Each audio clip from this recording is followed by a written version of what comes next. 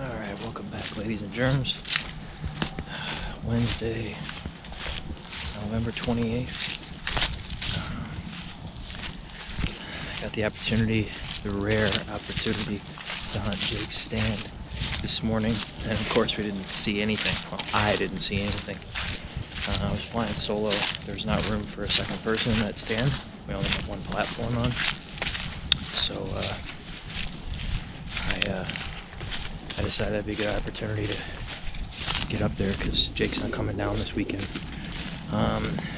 Theoretically, we're in the post-rut phase right now. A little bit later, it's sort of like a cascade. Not like everybody goes into heat the same day, you know. So, for that reason,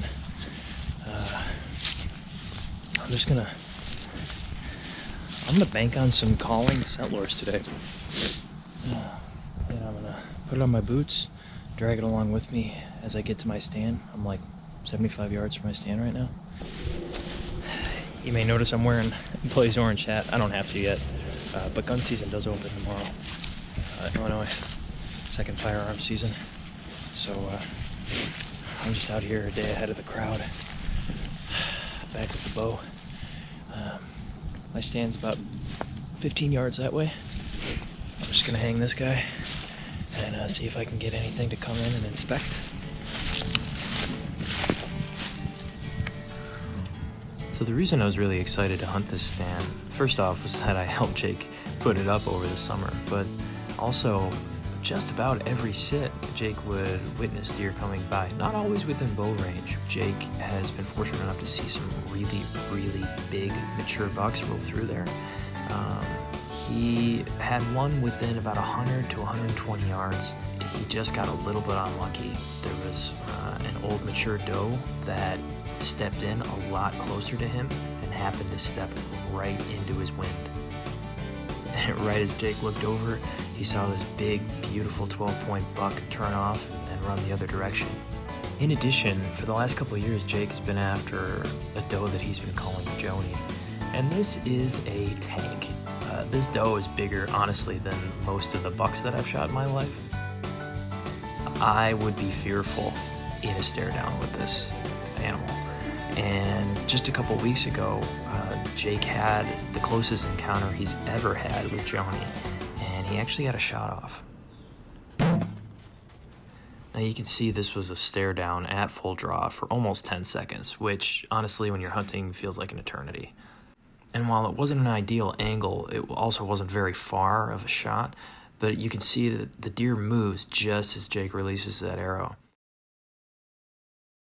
We spent several hours the first day and went back the following afternoon after the morning hunt. Picked up another blood trail, and eventually it went on to the other property, and we were just never able to recover. So I guess even if I didn't see any deer all day in my first sit in Jake's stand, my luck still wasn't quite as bad as his.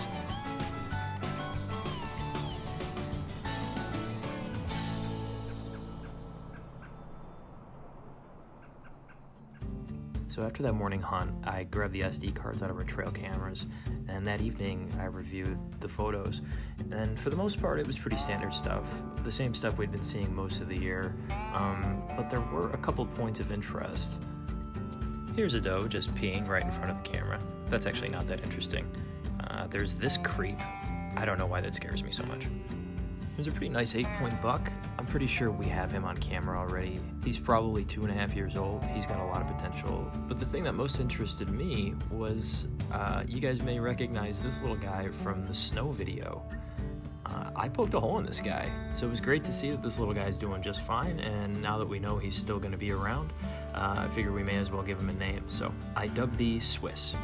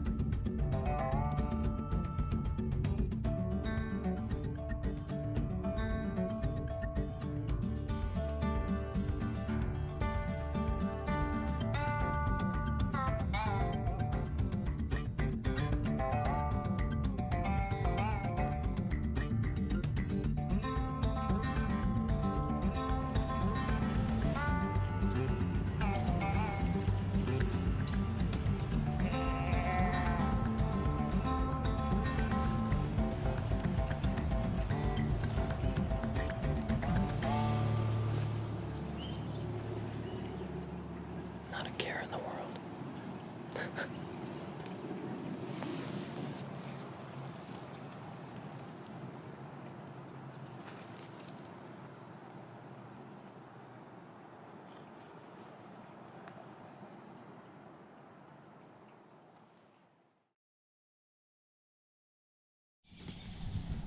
Welcome to Friday morning. It's a really gloomy, ominous morning. Really, really foggy. It rained a lot last night. It's unusually warm for this time of year. It's the last day of November, and it's gonna get up to like 60 degrees. It's still kind of cool, so hopefully until this fog lifts, we'll get some action. The weather is not really cooperating. I hunted a cold spell. Got down here on the back end of it and didn't have much luck. I've seen signs within 100 yards of this stand that there was a big, and I mean big, buck going around here. Who knows? Maybe he was on to me. He caught my wind or something, because he never came even close to bow range. But the way this other buck was acting yesterday might suggest that he's still around. We'll see. So we got to the stand at like 10:30 this morning, because it had been raining a lot, and then it kind of let off a little bit. We got our showers and all that, and I was like, oh, maybe the rain will hold off. And then I look up, and there's this big black cloud, and I just literally stepped in the garage. As I stepped in the garage, it started downpouring. So we slept in, and we're gonna sit all the way till dusk. But the last few days, when we checked the cameras and just walking out to the stand for our afternoon hunts, we've seen deer every day, middle of the day, high noon, 1 o'clock. So we're like, great, this works out awesome. So what do? We save our one stand that we haven't hunted for over 2 weeks. We put a lot of pressure on the other double. So we've been saving this. All that weather and all this wind makes the deer nervous, so they travel near the creek. This is right up against the creek. Everything should be right. Now we've been here for 3 hours. Nothing. Dad went to the grocery store, and in the hour that it wasn't raining this morning, he saw 15 deer. 15 deer out in the open.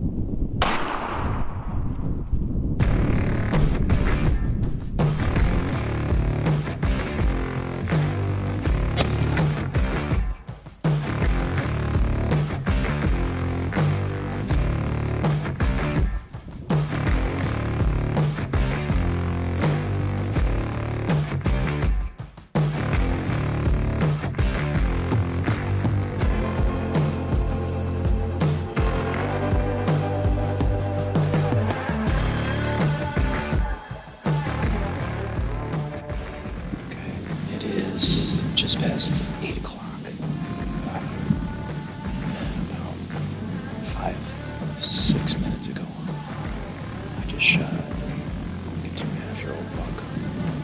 Might have been a 6-pointer. At like, that's about 18 yards. Would have loved not to shoot one of the younger bucks this year, but it's been a really rough week, and it's Sunday morning is the last day that my firearm tag is good, so there's an old adage in hunting, something like don't pass on something the first day that you would take on the last. Well, this is the last day, and I was starting to feel it because I'd seen a total of 3 deer over 5 days. Weather played a big part in that. It was really difficult to anticipate the deer's movements.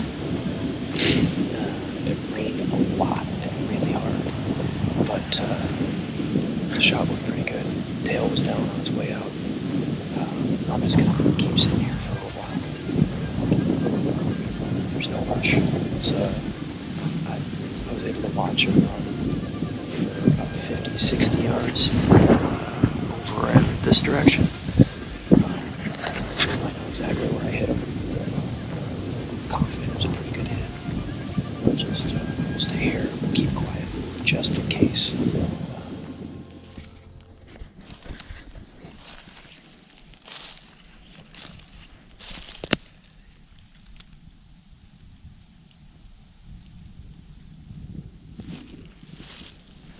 Alright guys, so this is the kind of stuff we want to see.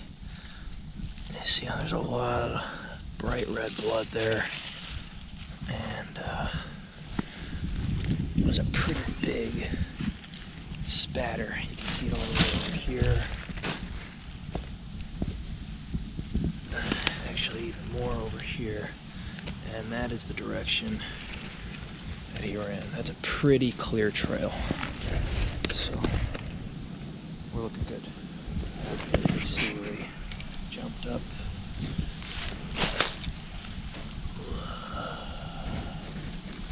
Pretty clear. Over here.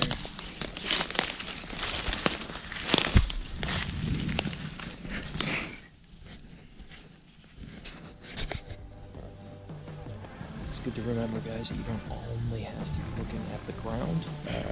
Like for instance, a lot of times they'll rub up on stuff as they're in a hurry. So just be looking at sticks and stuff like that as you pass by, bushes, leaves. He went right through all this, but it's looking pretty thorny. I'm not a big fan of thorns, so we're gonna go around and catch up to it on the other side here. So you can see it picks up again.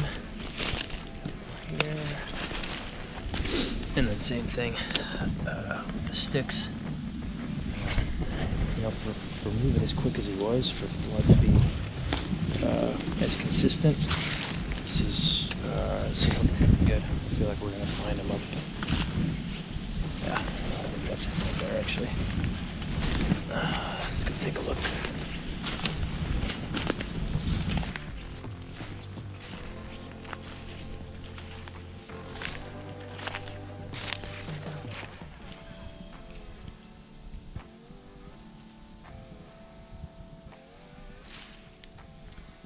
Alright. Well, just gonna say a quick thank you to this guy, and I'm gonna put a tag on him, go up, get our equipment, get to work.